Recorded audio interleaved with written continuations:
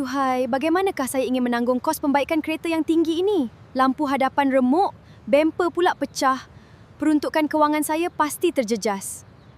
Kesemua kejadian ini melibatkan implikasi kewangan yang besar.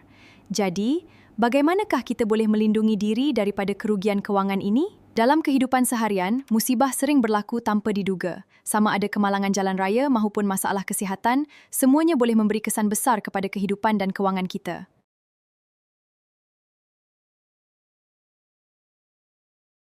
Assalamualaikum, selamat sejahtera dan salam pengurusan kewangan kepada semua. Dalam video pengajaran kali ini, kami bertiga akan membimbing murid-murid untuk memahami bab 3 matematik tingkatan 5 iaitu matematik pengguna insurans.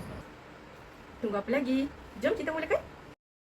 Sesi pertama bersama saya, Cikgu Daya. Berdasarkan buku teks matematik tingkatan 5, risiko ditakdirkan sebagai kemungkinan berlakunya musibah yang tidak dapat dielakkan, yang seterusnya menyebabkan kerugian.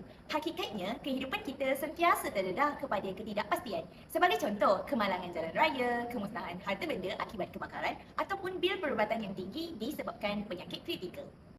Murid-murid sekalian, sebagai seorang murid pun anda tidak terlepas daripada risiko. Antara risiko yang mungkin anda hadapi termasuklah kemalangan semasa perjalanan ke sekolah, kecederaan semasa aktiviti sukan ataupun terjatuh di tangga sekolah.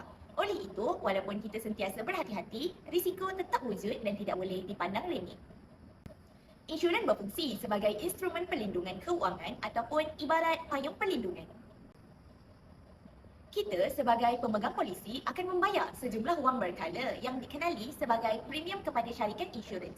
Sebagai balasan, syarikat insurans akan bertanggungjawab membayar pampasan sekiranya musibah berlaku. Di sini, kita sebenarnya memindahkan risiko keuangan kita kepada pihak insurans. Seterusnya bersama saya, Cikgu Sarah. Mari kita teliti konsep deductible dalam insurans kesihatan. Berikut adalah contoh soalan. Puan Aminah mempunyai polisi insurans perubatan dengan deductible RM500. Kos perubatan hospitalnya ialah RM5,500. Berapakah pampasan yang akan dibayar oleh pihak syarikat insurans? Sila kenal pasti kata kunci utama. Nilai deductible sebanyak RM500 dan juga kos perubatan berjumlah RM5,500. Harap murid-murid ingat, deductible bermaksud amount yang wajib ditanggung sendiri oleh pemegang polisi terlebih dahulu sebelum menuntut pampasan. Untuk selesaikan soalan ini, gunakan formula asas. Bayaran pampasan bersamaan dengan kos perubatan ditolak dengan deductible. Kita masukkan nilai RM5,500 ditolak dengan RM500 yang perlu dibayar sendiri oleh Puan Aminah. Maka jumlah pampasan yang akan dibayar oleh syarikat insurans ialah RM5,000. Pastikan jalan kerja anda lengkap untuk markah penuh. Sesi pengiraan lanjutan dikendali oleh saya iaitu Cikgu Aisyah. Mari kita lihat soalan insurans motor. Encik Abu yang menetap di JB ingin membeli polisi komprehensif untuk keretanya. Maklumat kereta beliau adalah seperti berikut. Kapasiti enjin 1600cc, jumlah yang ingin diansurkan ialah 60,000, NCD ialah 25%. So, hitung premium kasar bagi kereta Encik Abu.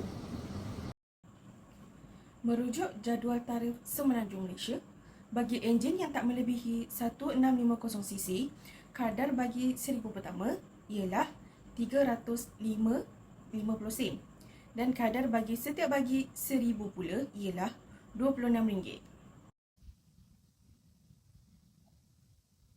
Kadar 1000 pertama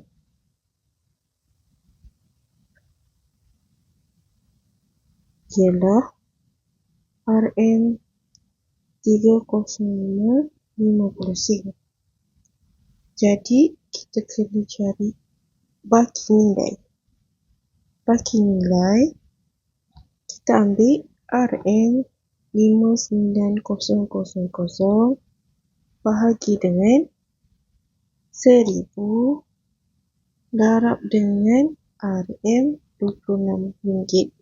So, kita akan dapat nilainya 1534. Okey. Lepas tu, kita cari jumlah premium asas ialah RM1839.50 sen. Lepas tu kita nak tolak jumlah premium asas tu dengan NCD 25% iaitu RM459.88 sen.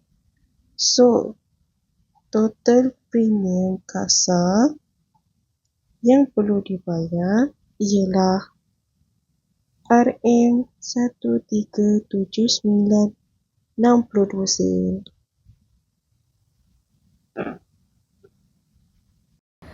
Sebelum tamat, ada peringatan penting. Beri perhatian kepada kesilapan lazim murid dalam peperiksaan. Benar, Sarah. Ramai murid hilang markah kerana mendarabkan peratus NCT terus dengan nilai diinsurankan ataupun nilai pasaran kereta. Ini salah. Ingat, nilai NCD hanya boleh ditolak daripada premium asas yang telah dikira. Pernah tak anda terfikir, semua insurans tu sama ke? Ramai ingat insurans hanya untuk kereta. Sebenarnya ada pelbagai jenis insurans yang direka mengikut keperluan setiap orang. Secara umumnya, insurans boleh dibahagikan kepada dua kategori utama, iaitu insurans hayat dan insurans am. Setiap kategori mempunyai fungsi yang berbeza. Jadi, mari kita lihat satu persatu supaya kita lebih memahami kepentingan setiap jenis insurans. Kita mulakan dengan insurans hayat. Insurans hayat memberikan perlindungan kepada seseorang apabila berlaku perkara yang tidak dijangka yang melibatkan nyawa ataupun kesihatan. Sebagai contohnya, jika seseorang disahkan menghidap penyakit kritikal seperti kanser, serangan jantung ataupun stroke, kos rawatan boleh menjadi sangat tinggi. Melalui insurans hayat, pampasan atau manfaat yang diterima dapatlah membantu menampung kos rawatan dan mengurangkan beban kewangan pesakit serta keluarga. Selain itu, insurans hayat juga melindungi seseorang yang mengalami hilang upaya kekal akibat kemalangan atau penyakit tertentu.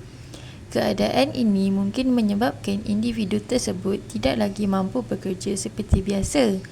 Pampasan yang diterima dapat membantu menampung keperluan hidup dan perbelanjaan harian. Sekiranya berlaku kematian kepada pemegang polisi, waris yang dinamakan akan menerima pampasan mengikut syarat polisi.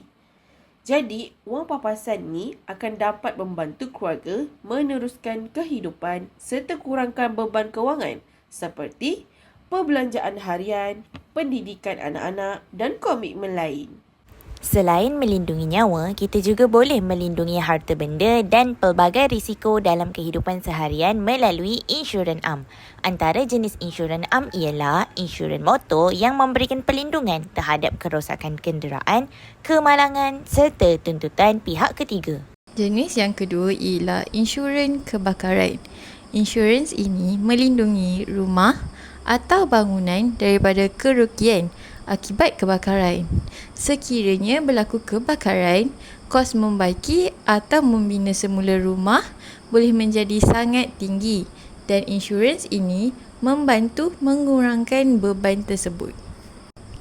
Selain itu, terdapat juga insurans perubatan dan kesihatan yang membantu menanggung kos rawatan, kemasukan ke hospital serta beberapa perbelanjaan perubatan mengikut pelan perlindungan yang telah dipilih. Seterusnya ialah insurans kemalangan diri. Insurans ni dia akan memberikan pampasan sekiranya seseorang mengalami kecederaan, hilang upaya atau kematian akibat kemalangan. Akhir sekali ialah insurans perjalanan. Insurans ni akan melindungi pengembaraan daripada risiko seperti kehilangan bagasi, kelewatan ataupun pembatalan penerbangan serta beberapa kejadian lain yang boleh berlaku semasa perjalanan. Sekian sahaja sesi pembelajaran daripada kami bertiga. Kami harap murid-murid kini telah jelas dengan konsep risiko dan insurans. Jangan lupa buat latihan pengukuhan bagi deductible. Semoga video ini bermanfaat untuk kejayaan anda semua. Teruskan usaha untuk skor A tambah dalam matematik.